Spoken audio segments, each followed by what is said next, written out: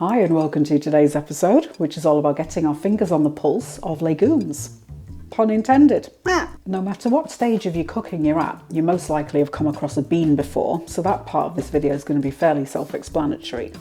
But there's a lot of talk of pulses, beans and legumes, so I thought it might be worth going through a few things, giving some very brief explainers, and then talking through some of the recipes that I've made with them and give you some ideas on how you can use them. According to Harvard, although used interchangeably, legumes, pulses and beans have distinct meanings. A legume refers to any plant from the Fabaceae family, and that would include its leaves, stems and pods. A pulse is an edible seed from a legume plant, and pulses include things like beans, lentils and peas. To break that definition down a little bit further, a bean is an edible seed, typically kidney-shaped, that grows on certain leguminous plants. And then a seed is the unit of reproduction of a flowering plant, capable of developing into another such plant. The Harvard definition didn't have this distinction, but I've read also that although pulses are part of the legume family, the main difference is that pulses are dried. Therefore, fresh peas are considered legumes, while dried peas are considered pulses. So that's a bit of a definition there for you to give you a bit of understanding. I'll pop some links down in the description just so you can do a bit of further reading. This will depend on where you live on the planet, but the most common types of beans, pulses that you'll see in shops are going to be in tins or dried in bags or some sort of container. I always have a few tins of varying different beans in the cupboard. I keep them in stock because it's nice and speedy to use them. You just drain away the liquid. In the case of chickpeas, you can save that liquid and make chocolate mousse out of it. But it's just fast because they're already cooked and then packed. Whereas dried pulses need much more cooking time. In the case of things like red lentils, like I've got in this jar, they're fairly quick, I think 15 minutes or so, whereas something like a chickpea, a dried chickpea, is going to take much longer to cook, especially on the stove.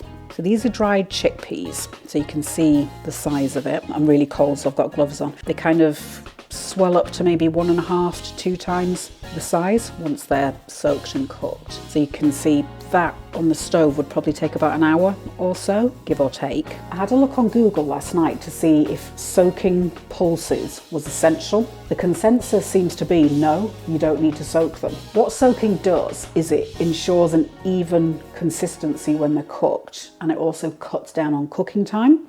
But apparently it only cuts it down by sort of 25 to 30%. So it's kind of, if you've got the time, soak them. You just cover them with water and leave them in the fridge overnight. But if you haven't, if you know at kind of 3 in the afternoon, oh, I want some beans of some sort for dinner, just cook them as and when you need them. What you can also do is bulk cook beans and then freeze them either in a big bag or in portions. I've done that and I just pull them out when I want some. It's nice and quick. The advantages of dried pulses over canned are partly they're cheaper. So once you cook them up, it typically, at least, is much cheaper dried and then cooking them yourself than it is that. It also takes up less space in your cupboard. For example, this is a 500-gram bag of lentil vert. That literal translation is green lentils, but these are also green lentils. That's what the label says. I've done a side-by-side with some puy lentils, P-U-Y, and they look exactly the same. So I don't know. I don't know the answer on that one. I'll do some digging and put a note in the pinned comment for you. But the point I'm making is that's 500 grams dried. So once you've cooked them, that's probably going to be 750 grams to a kilo. So that's about a pound of dried beans, 1.1 pounds to be exact. So once it's cooked, it's going to be, heading towards kind of 2.2 pounds. That kind of, so you get a lot more bang for your buck kind of thing. When it comes to soaking and cooking beans, over the years I've heard that you should never put salt in with them because it stops it from cooking. I found a really interesting article on SeriousEats.com, and what they found is both soaking it and cooking it in salted water makes the beans much tastier and also have a nicer texture, and they don't burst as much. So you can see lots of little pictures, and they did quite stringent testing. So apparently that's a bit of a myth, so feel free to get some extra flavour in while you're cooking and or soaking. Pulses and legumes are a fantastic source of plant-based protein. So for example, chickpeas are 19.3% protein, so that's 19.3 grams of protein per 100 grams of chickpeas. Kidney beans are 21.7%, Split peas are 24.55%. Lentils, 25.8%. Fava beans top the list as the highest amount of protein at 26.12%. They're the ones that taste nice with liver and Chianti. Another benefit to dry over canned is dried beans don't really expire. They might go past the best, but you can, as long as they've been stored in a cool, dry place, out of direct sunlight, they're going to last an apocalypse. Whereas canned ones do have a use-by date. If I can find any further reading, I'll stick it down in the description. But I have a memory of either watching something or reading something that said the expiration date on canned goods and bottled water, things like that. The expiration date is for the packaging itself, not the stuff that's inside it. So for example, on a plastic bottle of water, the plastic starts degrading and releasing chemicals into the water. And the same for cans, because you've got a metal tin and then it's lined with something. I can't remember what, plastic of some sort probably. So I wonder if it's, you know, if it's the packaging that they're trying to protect you from rather than the stuff inside. Although the older things get, the texture starts deteriorating. A very quick note on canned goods. If you see a dented tin, like in the shop, don't buy it, because what can happen is the crease can cause a break in the coating, and then the metal starts corroding and releasing substances into the contents.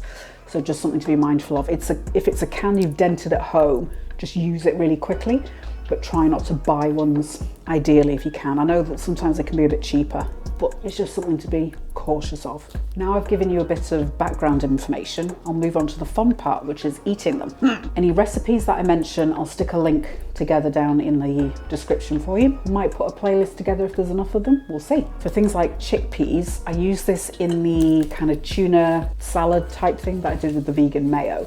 So you just crush them up, and because it's got the skins in there, if you crush it with the skins on, it gives a nice kind of flaky texture that lends itself really well to a not tuna salad, that kind of thing. Obviously you can make hummus out of this with some olive oil, tahini, which is like a sesame paste. You just got a very quick, yummy little snack there. I put chickpeas in the mushroom stroganoff because it adds just a nice bit of protein in there, and they've got, you know, a nice texture to them as well. I'm not sure if I've used cannellini beans in any of my videos. If I have, I'll correct myself on screen, but they're nice in things like soup because they're quite a small bean that's maybe a little bit larger than life size. What I've done recently is emptied a tin into a tub, microwaved it for 3 minutes, drained off the liquid but reserved it, mashed it down with olive oil, some garlic, some herbs, and then mix it until it's kind of consistent and a little bit smooth. If you need to, you can add a bit of the liquid back in just to get it kind of smooth, because the liquid's got a bit of protein in there as well. So it's a little bit like egg whites, you know, so it gives some nice silky texture. So that's just a really nice, quick meal to have. These lentils, if they are indeed the Puy lentils, I've used them in the first Not Shepherd's Pie that I did, and I think I also put them in the bolognese because these keep their shape and texture really nicely. They've got quite a firm texture when you bite into it, so it's really nice as a kind of meat replacement almost. So you could use these really well in things like tacos or lasagna, that sort of thing. It just works really nicely. The split red lentils, they work really nicely as a pate because they cook super fast and they do go quite smooth when you blend them. So I use this in the vegan chicken liver pate that I did. Again, link will be down in the description. There's a mild flavour to them, but they take flavour really well. So if you fry off things like onions, mushrooms, I put in some tequila to get that kind of livery flavour. Works really nicely. Another brilliant thing that you can make with pulses, like any type of pulse, is tempeh. Classically, it's made with soybeans and they're bound together using Rhizopus oligosporus. So the mycelium of the mold forms a network around the bean and kind of joins everything together in a cake. So you can have it just sliced and marinated like that, or I've used it to top stuffed mushroom and also on top of a little tartlet kind of thing. It's a very versatile product. I've done a video with 2 different types of tempeh. So one I used with chickpeas and then the other one I did with cowpeas. So you really can use any bean at all. The only thing to be mindful of with tempeh is the smaller the pulse that you're using, the less room there is for the mycelium. So for example, quinoa probably wouldn't work very well because it's all going to touch, like every side of it will touch. So the little fibers can't really bind around it. Whereas a soybean or a chickpea. They're quite big, so there's going to be lots of gaps in between each one. I've got a series of videos in mind that I've had since starting the channel of trying different pulses and making tofu out of it. Because I've got some gypsum, which is what's used as a coagulant in making tofu. All you need is something with protein in it, really. So I think I'll try fava beans, because that's quite high on the list of protein, just to see what happens. So yeah, I've seen people make Burmese tofu, which is made with chickpeas. So yeah, I think it'd be interesting to try. You can also find various flours made out of ground pulses. So I've got gram flour, which is a mixture of chickpeas and yellow split peas. That's what's in the one I have. Things like dosa flour, I think that's rice and lentils that are ground and then it's fermented, which is like the very crispy thin pancakes, which are delicious.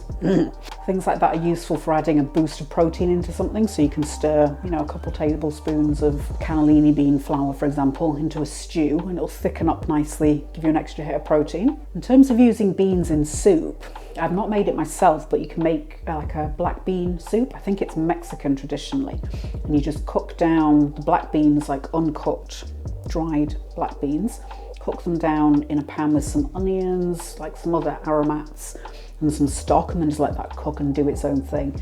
And black beans have got quite a distinct flavour. They're kind of almost meaty. It's that kind of level of flavouring. So it just cooks out into a nice soup and you get a really rich broth, which is very tasty. You could do the same with cannellini beans, for example. Fry off an onion, maybe some carrots and celery, add the beans, and then stock, liquid, anything else you want in there, and then blend it. You can either blend it completely smooth, you know, get it as smooth as you can, then strain it. Or I prefer soups a bit chunky anyway, because it just feels like it fills me up more. You can also make a really delicious crunchy snack with things like chickpeas. I did do a video, but the audio went bad. It was one of the first gluten-free gnocchi that I did. All you do, especially in the air fryer, is coat all of the cooked chickpeas in a bit of oil, salt, pepper, whatever seasonings you want, and then just air fry it, and then just keep shaking the basket every couple of minutes, and they go really nice and crunchy. Yeah, they just make a very tasty treat, which is, you know, always good. At some point I might try and do that with the cannellini beans, because I think it'll work with any bean as long as it's big enough, especially in the air fryer, because if it's small, it's just going to fly straight up into the heating element. But things like, yeah, chickpeas, kidney beans even, cannellini beans, that kind of thing, should work fairly well. If you've got any questions or need some advice, ask away down in the comments and I'll do my best to answer them. And if I can't, I'll try and point in the direction of where you can find that information yourself. Hit subscribe and tap the bell icon if you want more vegan recipes, ingredient 101s and all things cooking related sent to your inbox every week. And then head over to this one.